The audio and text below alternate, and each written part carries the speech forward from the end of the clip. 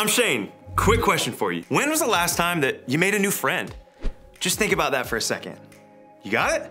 Okay, maybe it's when you started school this year, or became a part of a new team, or you joined your small group here at church. Maybe it was even this week. Well, I don't know about you, but I get super excited when I make a new friend. Meeting that new person, it usually means a lot of other new things are coming my way too, like new interests that they can share with me, new inside jokes that just us can laugh about, new music that we can discover together. New friends have a way of influencing a lot of things about our lives. I mean, I know that's been true for me. I've got a friend named Kyle, and I'll never forget when we first met. I had no idea the kind of impact that he would have on my life. And I'll tell you a little bit more about that later. I mean, isn't it true that people just have a way of influencing us more than we even realize? In fact, people can actually play a really important role in growing our faith. Think about it. Whenever we hear about someone's journey toward growing their faith, we usually hear them talk about a relationship. And I don't just mean their relationship with God, I mean their relationship with other people. Maybe that's been true for you too. If you consider yourself a follower of Jesus, maybe you'd say it was a parent or a grandparent or a sibling or a teacher who told you about Jesus for the very first time. I mean, maybe you had a friend who invited you to church. Maybe you have a small group leader who's helped you figure out what you believe. Or maybe someone you don't even really know that well has influenced your faith in really big ways. Maybe it was someone on Instagram, or a celebrity you love, or an athlete that you follow, or a person that you discovered on TikTok. Maybe their story helped you connect some dots in your own faith.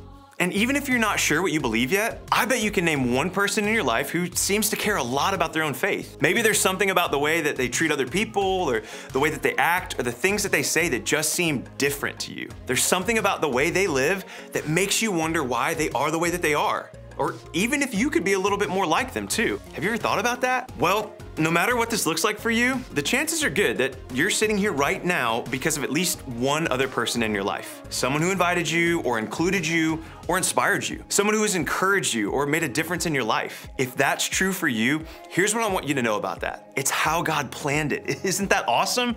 God designed human beings to be in relationship with other people, in families and friendships, on teams, in small groups. God made us to live, grow, and develop our faith alongside each other, to influence each other's lives and faiths in a positive way. Now, some of you may look around at the people in your life and think, I don't know anyone who's growing in their faith. How am I supposed to find someone to help me do that? Or maybe you think, I'm only in middle school. I'm still figuring out what I believe. Am I supposed to be helping someone else do that right now too? Either way, this doesn't sound easy. Don't worry, friends. It's okay to feel that way too. If God wants our faith to grow and other people are supposed to play a part in that, how do we connect the dots between the two? Do we sit around and wait for someone who loves Jesus to come into our lives? Do we have to go out there and find somebody else's faith to influence? Are we just supposed to hope and pray that we make the right friends or meet the right group of people? Do we just hope to find a group leader who wants to help us? Or is there something more that we can do to connect the dots? This is actually a really great thing to stop and think about.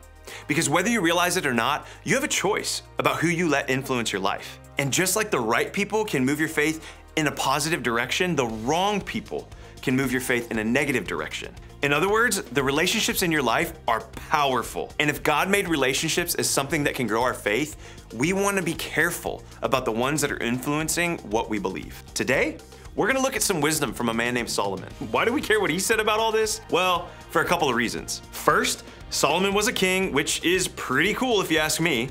And second, he was known to be the wisest man who lived at the time. Thousands of years ago, when he lived and ruled, Solomon was known for giving really good, wise, and solid advice. A lot of it is recorded in the Bible. And that's actually where we're gonna find some of his advice on relationships today. So let's take a look. Solomon wrote this: "Walk with the wise and become wise, for a companion of fools suffers harm." It's pretty simple, right? Solomon basically said that we all have a choice. We can be the kind of person who hangs with the wise, or we can be the kind of person who spends time with the fools. Now, these words are really important here. A wise person isn't someone who is super smart or knows all these random facts. I mean, that's cool, but that's not what he's talking about. A wise person is someone who makes really good, healthy decisions. And a fool is just the opposite. They're someone who doesn't always use good judgment and makes decisions that aren't so great. We get to choose which one we want to spend our time with and which one we want to be. Honestly, I want to be wise.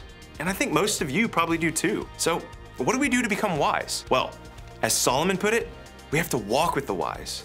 We have to spend time with the people who are making good, healthy choices. We have to spend time with the kind of people who will help make us better. Because if we don't, well, then we risk letting our lives be influenced by fools. This whole thing meant so much to Solomon that he actually put it another way later on in Proverbs. He says, as iron sharpens iron, so a friend sharpens a friend. Solomon was painting a picture that back then would have made a lot of sense.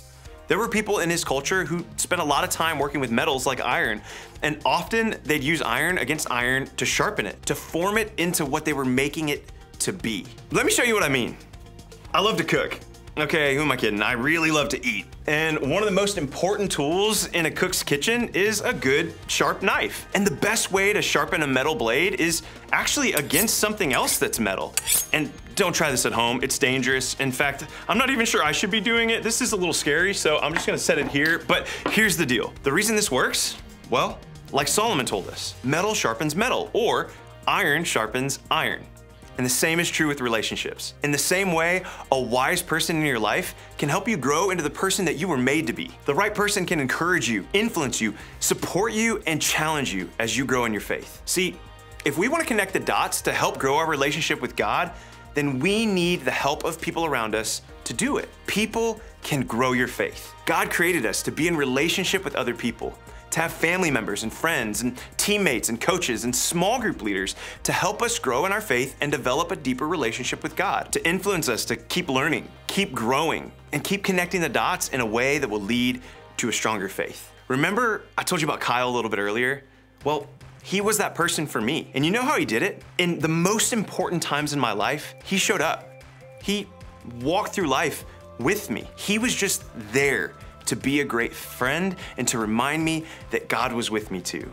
And that changed everything for me. When I look back, I see how God used Kyle in my life to grow my faith, because people can grow your faith. That has certainly been the case in my life, and I think it can be in yours too. So, because God uses people to help grow our faith, who we spend our time with matters so much. Our goal should be to surround ourselves with wise people, the kind of people who will sharpen us just the way Solomon said. Now, you may be thinking, okay, I get that, but what do I do here? How can I make sure that the right people are actually influencing my life in the right way? Well, I think you can start by doing these three things. First, identify the people that you're already spending time with. Who are the friends that you hang out with the most? Who are the people that you listen to? Who are you going to for advice? Who are the people that you know who are influencing your life in a positive way, or maybe even a negative way? You got someone in mind? Think about if those people are encouraging you to be wise, or if they're influencing you to be foolish. Second, identify the people who you know will help you grow. Think about the people you know who are wise. Think about the people you know at school, at home, on your team, at church, in your group, or in your community who live their lives in a way that you want to live your life. Got that person in mind? Even if it's only one person, identify someone you know who might be able to help you connect some of the dots as you grow in your faith. And by the way, your group leader is a great one. Okay, now third, try to get to know that person more. Whoever it is in your life, this week take one step toward building a closer relationship with them. If it's someone at school, maybe sit with them at lunch or invite them over to hang out at your house. If it's an adult in your life, maybe text them and ask them to talk sometime. And I know that feels scary, but I promise they'll say yes. Why? Because chances are someone in their life once said yes to them. They know how important it is to walk with the wise, and they want to help you do the same in your own life. Now, maybe you're wondering if this means that you can't be friends with someone if they get into trouble a lot or believe different things than you do. Well, let me just be clear. That's not what it means. Of course you can be friends with people who don't think or act or believe the same way that you do. You should be, actually. Maybe they need a friend like you in their life who can help them grow. Or maybe there are great things about who they are that can positively influence your life in other ways. Having friends and people in your life who are different from you can be a really, really great thing. But we need to remember to have strong relationships with people who are wise, who can help us grow in our faith too. God wants your faith to grow. So don't forget to have people in your life who want your faith to grow as well. Remember, people can grow your faith, because we all need a little encouragement to connect the dots and grow deeper in our relationship with God. Whether it's a big decision or a painful mess, you wanna know that there are people you can send a text message or a DM to, and they're there for you. The good news is, you have a group here at church who can be those people for you. And of course, your group leader is there to be a wise person that you might need in your corner as you explore this whole faith thing together. They care about you so much. So, I hope you'll start sharing with them this week.